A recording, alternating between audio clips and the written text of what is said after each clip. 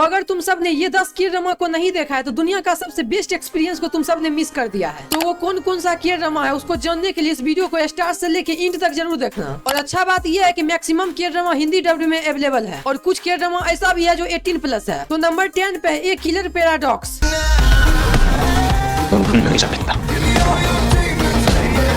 इसमें स्टोरी दिखाया जाता है एक लड़के का जो गलती से एक दिन खून कर देता है, पर जब वो खून कर देता है उसके कुछ दिन के बाद उसे पता चलता है कि जिसे उसने मारा वो भी एक खूनी और वो भी एक बैड पर्सन है। फिर उसके बाद वो सोच समझ के और सबको जानबूझ के मारना शुरू कर देता है, बट वो खूनी को ही मारता है। फिर इसी बीच उसका मुलाकात हो जाता है एक डिटेक्टिव से जो उसके पीछे पड़ जाता है। तो अगर तुमने ये के ड्रामा को देखा है तो कॉमेंट में जरूर बताना। अब नंबर 9 पे है फ्लावर ऑफ इविल।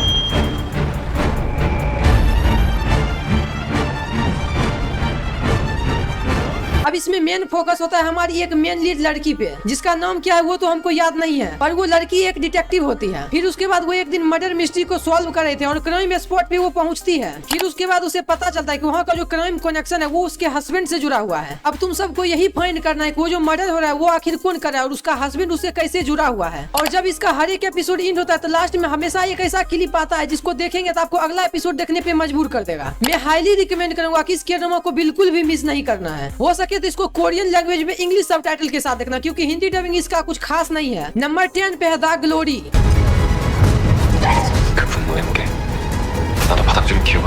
इसमें दिखाया जाता है कि एक लड़की किसी से बदला लेने के लिए आखिर धीरे धीरे उसे कैसे तरपाती है और कैसे अपना मकसद को पूरा करती है। इसमें स्टोरी दिखाया जाता है एक लड़की की जिसे स्कूल में बहुत ही ज्यादा बुली किया जाता है। फिर वो सोचती है कि मैं इसका 17 साल प्लानिंग करूंगा और बड़ा होने के बाद इन सभी से मैं बदला लूंगा। फिर उसके बाद वो जब 35 साल की हो जाती है उसके बाद वो कैसे कैसे सबसे बदला लेती है। यही सब जानने के लिए तुमको ये के ड्रामा को देखना होगा। नंबर 7 पे है द पेंट हाउस।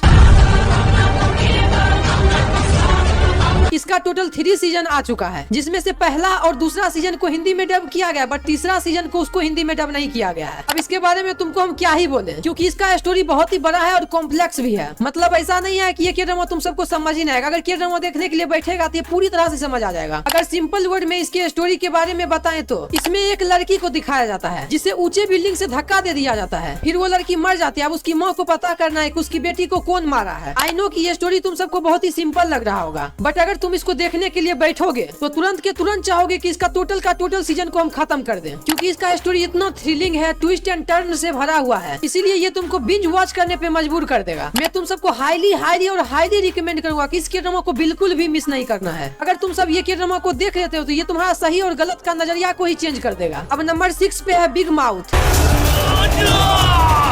यहाँ हर किस्म के बुरे लोग मिलेंगे, मारो मुझे।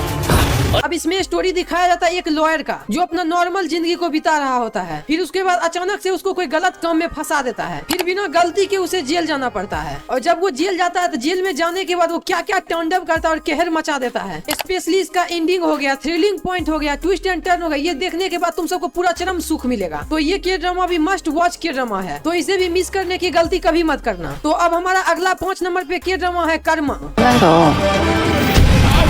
뭔가를 미워한 적 있어?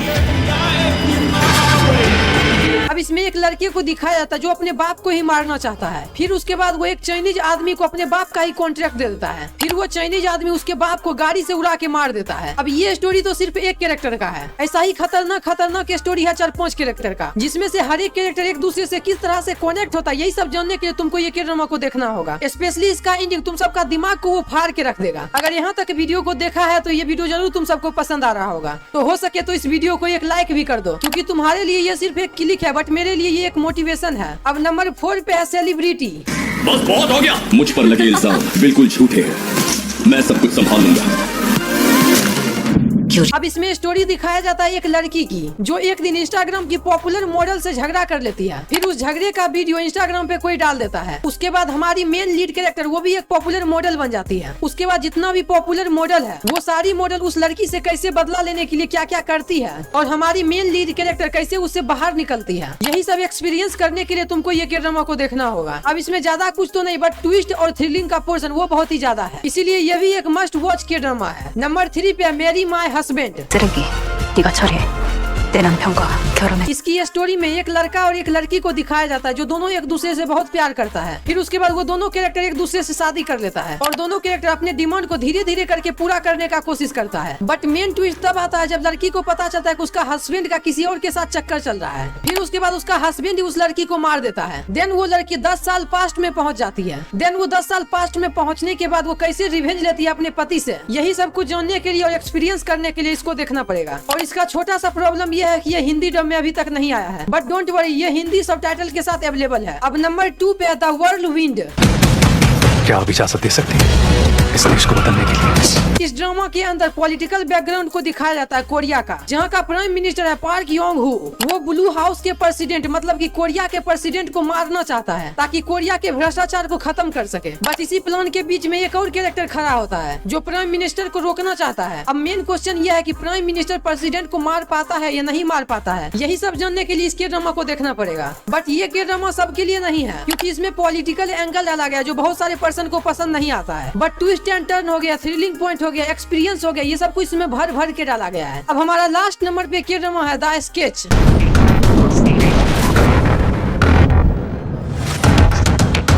अब इसकी स्टोरी में एक लड़की को दिखाया जाता है जो स्केच बना के फ्यूचर को प्रिडिक्ट कर लेती है। अब इसी में 2 मेन लीड कैरेक्टर और भी है जिसकी जिंदगी में कुछ बुरा घटना घटने वाला है। बट हमारी जो मेन लीड कैरेक्टर है वो पहले ही स्केच बना के प्रिडिक्ट कर लेते हैं कि उसके साथ आगे होने क्या वाला है। अब इसकी स्टोरी में यही देखना है कि वो लड़की उस घटना को रोक पाती है या नहीं रोक पाती है, यही सब जानने के लिए इस ड्रामा को पूरा देखना पड़ेगा। तो ये था हमारा टॉप 10 मस्ट वॉच ड्रामा। तो अगर तुम सबने ये ड्रामा को देख लिया है तो कॉमेंट में जरूर बताना, और अगर ये वीडियो पसंद आया हो तो एक लाइक भी कर देना और सब्सक्राइब कर लेना अगले वीडियो के लिए। तब तक के लिए बाय बाय।